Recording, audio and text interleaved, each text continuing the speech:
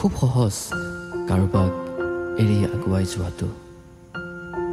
কেতিয়াবা এনেকুৱা হৈছেনে আপুনি ভিতৰি ভিতৰি টুকুৰা টুকুৰকৈ ভাগি আছে, কাকো ক'ব পৰা নাই, চিঞৰি দিবৰ মন গৈছে আকাশ বিদাৰি, কিন্তু সাহস হোৱা নাই।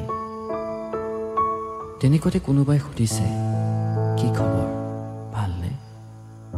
মন গৈছে, খুব মন গৈছে যে তেওঁক সাবতি ধৰি এফালৰ পৰা কৈ যাব, খুব কষ্টত আছো, কিন্তু তাৰ সলনি মাত্ৰ ভালেই বুলি আঁতৰি আহিছে।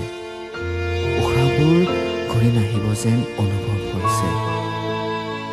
মৰা নাই, কিন্তু জীয়াইও থকা নাই।